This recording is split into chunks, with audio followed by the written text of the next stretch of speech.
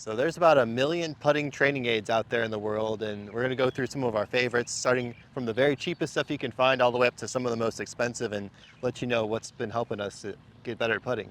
Right, and what you'll find is everybody can learn to be a great putter. Most of us can't be great ball strikers. I mean, we don't have the club head speed like a tour player does, but we can putt as good as them. But you have to practice like they do to get better at it. Yeah. And so this will show you from a cheap Couple training dollars, aid, yeah. yep, going up to $26,000. But I think it'll help. Absolutely. When you're talking about the least expensive way to practice putting, simply you'll need a golf ball to practice, so you should already have that. And I think using balls that have the line on them to help with alignment, but it also tells you if you're rolling the ball correctly. This is one that's black and white in half. I like it a lot. And then you can also buy some stencils to mark your own golf balls, or both TaylorMade and Callaway, and now Pro V1s has an alignment aid on them, so you can, in my PXG balls, have a nice line on them already on there, so you can buy golf balls now that have this alignment aid. There's a lot of commentary on lines. 90% of the best players in the world use a line to putt. Are there exceptions like Scotty's gone away from the line the last couple weeks? Yes. Are there instructors that tell you not to use a line? Well, sure, everybody tries to be different. And so, but I can tell you if 90% of the best players in the world use a line on their ball, you should too. And I get comments all the time when, man, I line it up from behind the ball, I can tell it's perfect. And when I get over the ball, it doesn't look correct. That's why you need to use a line. That is the reason why. If it freaks you out and you make bad putts because of it, you're not practicing enough. It's just that simple. If the line is correct and it looks different to you, that is the reason why you need to practice alignment, and you need to learn to roll the ball end over end. You should see the ball track end over end after you hit a putt. If you can't do that, you need to hit putts until you can, because everybody can learn to do it. It's about controlling the path and the face at impact, but you'll be able to do it, and the line gives you that feedback. So get a ball with a line on it. Doesn't cost much, other you got to get a golf ball anyway. So that's probably on the cheap end. The other thing I would tell you is one of my favorite training aids is this line drill with a string and 2 sticks. You can buy them pretty cheap online. Heck, you could get 2 number 2 pencils and some kite string and make your own. So do it. But almost all the tour players practice on some type of a straight line. They either do it like this or they snap a carpenter's chalk line right on the green, and they put their ball on it and they put their line on the line with the ball, and they practice putting for hours that way. Check with your superintendent to see if he's okay with you doing this.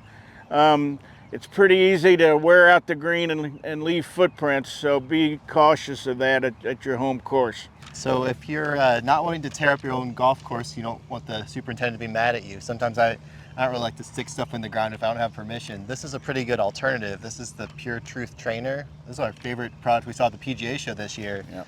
And it's kind of the same idea. It has these lines that you can put. It actually has a double string, so you can really see if your eyes are over the target line or Absolutely. not. Yep. And it even has the ability to put little gates so you can make sure that the ball's going down the line that you're intending. Absolutely. So that's pretty cool. And I like it, and it even has a level on top so you can see if you've got it on a straight putt or not. It does. And, yes. And it also has some guardrails that you can kind of simulate the putting arc, which is one of our other favorite things. So it's pretty cool. And you can use this inside. That's one of the great things about it. It's pretty hard to stick this string with the sticks in on AstroTurf. Absolutely, yep. And you may not want to snap a carpenter's chalk line on your carpet at home. Wife And might so be mad at you this for is a that pretty good option, and it's a great way to practice, and you can practice indoors with it, and I highly recommend it. Yeah, absolutely. Probably next in line, cost-wise, but an item that every player should have is an alignment mirror. I get mine from Eyeline Golf. They have several different models. I like them to be not only to show where your eye line is, and you can be consistent setting up every time, but I also like them to have a shoulder alignment, to be big enough for a shoulder alignment. And so you can see there's two different mirrors here. This one's a pretty big mirror. It's what most of the tour players are using, is this size. For me, I like to keep it in my golf bag, because if I have a student that I need to do it with, I like it to be handy where I don't have to run inside. And so this one actually comes apart in two pieces, so I can use it as a mirror just for my eye line and alignment, but I can put this on the side and I can see my shoulders and my forearms. One of the things that's crucial putting is to have your feet, hips, shoulders, and your forearm line parallel to your target line when you putt. If you watch the tour players on TV, you'll see, even if they have long putters, even if they do the claw, even if they're left hand low, it doesn't matter what style of putter or what their grip is, they have their shoulders and their forearms parallel to their target line. And it's the only way to swing the putter on the correct path consistently. If you're not set up square with your shoulders and your forearms, you're in big trouble, and you're going to have to be risky to manipulate the stroke. So pay attention to that. These mirrors are a must-have. I can get in the mirror and I can see where my eyes are, and I can see my shoulders, and I can see my forearms, and I can make sure everything's square. If you watch live from the PGA Championship this week at Valhalla, all during the practice rounds and before these players tee off, they will show you a video on the putting green of how they practice, and you will see almost every player uses a mirror for at least 5 or 10 minutes every day just to double check their alignment and their forearm and their shoulder alignment, as well as their eye line. So these are must-have for every player, and it will really improve your putting.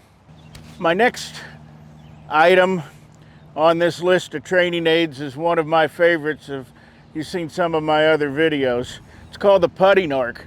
This is the new version. It's plastic. I still have my old trusty wooden one that I still use as well. But the putting arc is awesome. It gets you to swing the putter on the correct path. And in theory, a putting stroke should not be straight back and straight through. There's a slight arc to it, and it's because our shaft angle is not 90 degrees to the target line. It's on a tilt, and it's required by the rules of golf to be that way. And so if the shaft was 90 degrees to the ground, then our putting stroke would be more straight back and straight through. Interestingly, when you watch Steve Stricker or Bryson DeChambeau and you see these guys that are putting with the toe of the heel of the putter up in the air, that's basically what they're trying to do, is get their shaft angle to match what their stroke is, and they're making it steeper. So that's an interesting side effect. Most of us, though, would have a hard time hitting the face solid if you raise the heel off the ground too much. So I'll warn you against doing that.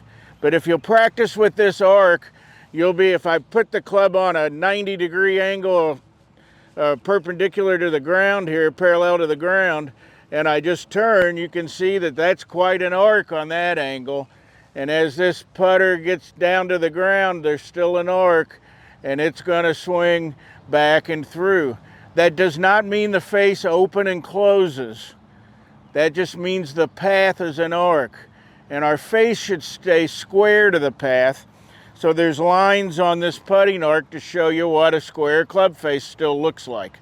So many people interpret this putting arc and having an arc in your putting stroke is the face opening and closing. That is the last thing we want to do. We do not want to have any forearm rotation or wrist rotation. We want this face to stay square to the path. This putting arc will help you do it. This putting arc, the reason why it works is the way we set up with the putter and the angle that the shaft is at address, and with our spine and our shoulders and our forearms parallel to our target line. If you use your arms and shoulders correctly, you'll swing on this correct arc. But I recommend any competitive player should have this. They should travel with it. You should practice in your hotel room before you leave for the golf course in the morning, or practice on the putting green with it. And they even have a little diagram here that shows you the physics behind this and why this works. Another thing that I use, especially with beginner players and higher handicappers and people that really struggle putting, especially if you tend to be wristy, is also from Eyeline Golf, and it's called a Pendulum putting rod. And by loosening up, you can alter the length on this depending how tall you are. But I just try to find, with this tip, I put it in the center of my putter and this into my sternum. And then as I make a motion back and through, I can feel that pendulum motion with the club and my club head. And I avoid using wrists. And there's several tour players. I get a report every week from Eyeline Golf with their tour guy that's on tour and what products pros are requesting. By far they request their putting mirror the most, but every week there's a couple guys that get this Pendulum putting rod so they can feel that motion. So one of the things I learned from Phil Rogers years ago was he claimed the best putters, their putting stroke, their tempo was 77 beats a minute. And that's what I have this on right now. It's got a little clip, you can clip it on. Whenever you see tour players with headphones on practicing putting, they're not listening to AC/DC.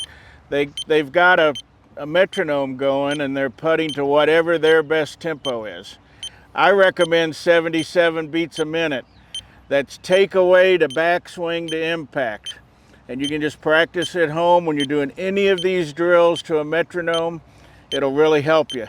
If you don't want to drive everybody crazy, get you some earbuds, and you can find an app on your iPhone for a metronome too, or you can get this one from Eyeline Golf as well. So metronomes are great practice. And so I just clip mine here on my thing. It may be too loud for Patrick's microphone, but and then I can just practice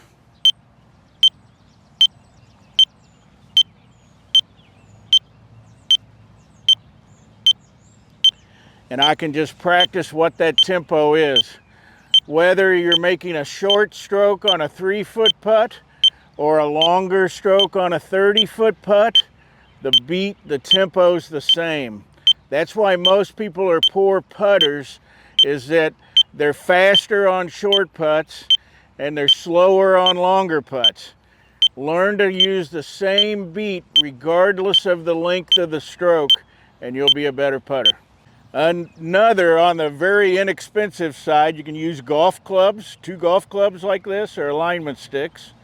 I just like them to be a little bit bigger than the hole is width, and I like just to set up in here and hit putts and imagine this target line. With juniors, this is a great way to teach 6, 7, 8-year-olds how to putt. Just get close to the hole.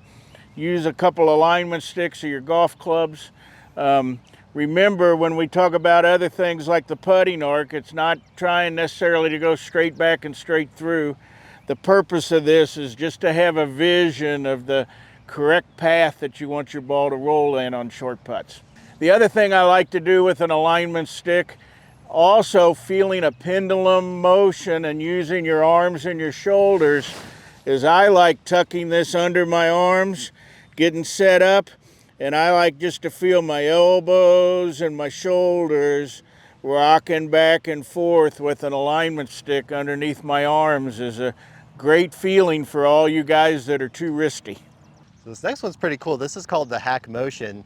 Ed's demoing it for us right here, and I've got the app which connects to it, and it's really neat. The sensor shows all of the angles that your wrist is rotating and the ulnar deviation and how much it's cupping or bowing.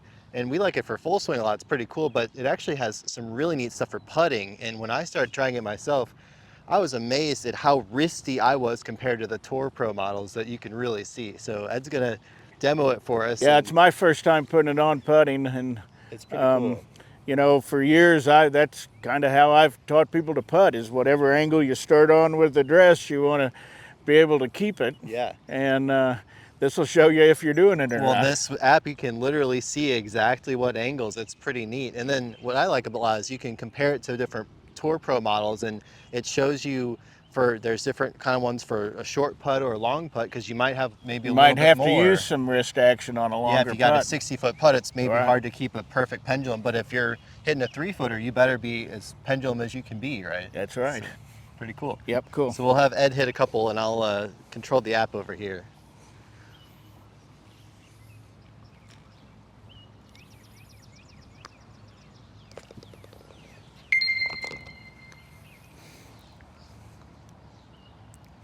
And I'm anxious to see this as well, because I'm a really good putter, but who knows, I might be wristy as heck. So compared to a tour model. this was a great one. So he just hit a nice little putt there, mate. You made it. We saw that visually. So you were just barely, it's a little bit too flexed from perfect, but that was only -1. So you're almost perfect there. And then your ulnar and radial are basically perfectly in range. So you can see on the graph here, you were just maybe just a little bit flexed at the top there. So you know, and of course it depends on how long the putt is, but it's pretty cool. So then you can compare this now to some pros. Let's see. Yeah, so this one has the benchmarks. So this one, so we're gonna compare you to, let's see, we're doing a short putt, so we'll look at the ulnar deviation one.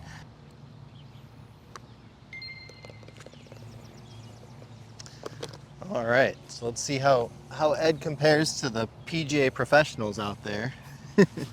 Okay, so we're looking at the dotted line is the benchmark, so that's like a perfect putting stroke according to their model, and yours is pretty darn close. So you're just a little bit towards the flex side, but not much. You're just a little bit there. If we're looking, so yeah, that would be more like, more like this. So then your ulnar, so that's your up and down here. So you're pretty close there too. It's not like wildly up and down. So you're pretty good there. The model, and if everyone's different, so it's not saying this is right or wrong, but the benchmark's a little bit going this way and then this way, I think. And yours is kind of just slightly the opposite pattern. And then rotation is you're perfect on rotation almost. Like that's like much better than I've ever seen my own data from it. So that's pretty cool. And it shows you, each different part of the swing, all your different numbers. So it's pretty cool because you can see, like when I first tried it, I was noticing, man, I was like way wristy, and you could see on the chart pretty closely. So your patterns are pretty good. So now here, just for fun, I'm pretty much the same. Hit a real wristy one and you'll see the difference here.